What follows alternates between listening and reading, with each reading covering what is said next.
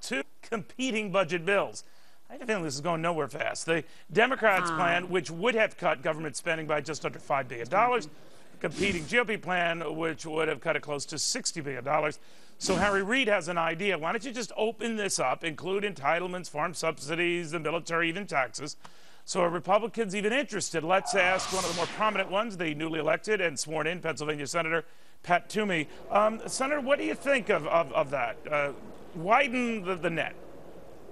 The problem is what they're trying to do is avoid cutting the spending we need to cut now. Let's remember, this is the CR is just to fund the remainder of this fiscal year. It ends in October. This bill should have been done last year before I ever got to the Senate, by the way, and they don't want to have the cuts. I mean, Harry Reid told us yesterday that he was very upset that these cuts would jeopardize the Cowboy Poetry Festival in northern Nevada.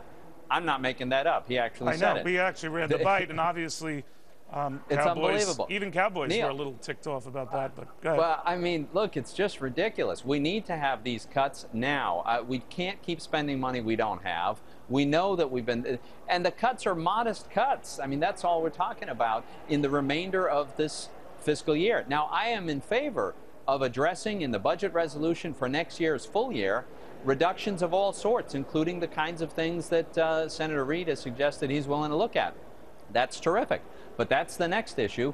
The one at hand now is spending for the rest of this year, and that's what we should be getting done. Well, why don't you call his bluff then and say, even though that your view is well articulated there, all right, you want to open this up now, and obviously you feel in a couple of weeks' time that's enough time to address these big issues to avoid a shutdown. Have at it. Let's have the debate right now. We can do that, but I still want to cut spending now, and he doesn't. And so that doesn't fundamentally change. Yeah, but you'll be doing it on a grander scale now, something that you can argue that he doesn't want to do. That's what Republicans Well, but it's for the following year. What are we going to do about the remainder of this year? He doesn't want to cut spending for the remainder of this year. Well, but if you're arguing that the gap, Senator, between $5 billion and $60 billion, in the scheme of things is not much, but the real enchiladas in some of these big entitlement, maybe even, as the senator points out, military subsidies, that sort of thing, then the big prize awaits going after this other big stuff to make whatever you do in this current year seem like relative chump change. Yeah, it never turns out that way, Neil. It's always, we'll make the cuts in the future, but just let's agree to all the spending now. That's what has happened. That's what's exactly what's gotten us into this mess. So you think he's trying to suck you into something? And totally. Okay. What they want to do is not cut spending now, raise taxes, and have a discussion about what we're going to do in the distant future. I'm not interested in that. I want to cut spending now because we need to. I don't want to raise taxes because we're not. The problem isn't that we're undertaxed. And I do want to have a conversation about what we do about the long term, by all means. But that can't come instead of, that has to come in addition to cutting spending now.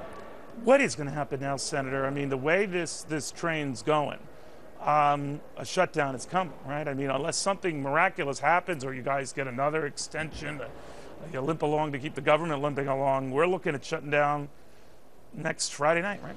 Well, I think there's likely to be another short-term extension, which, by the way, is a very dysfunctional way to operate. Well, what would that extension be? Like one of these $4 to $6 billion another cuts 2 at a weeks, time? probably, with another $4 billion in cuts, probably, so that on a pro rata basis, we're keeping in step with the cuts that were laid out by the House. But I talked to some of your colleagues, including Rand Paul's senator, not a fan of doing that, and now saying that they won't do that.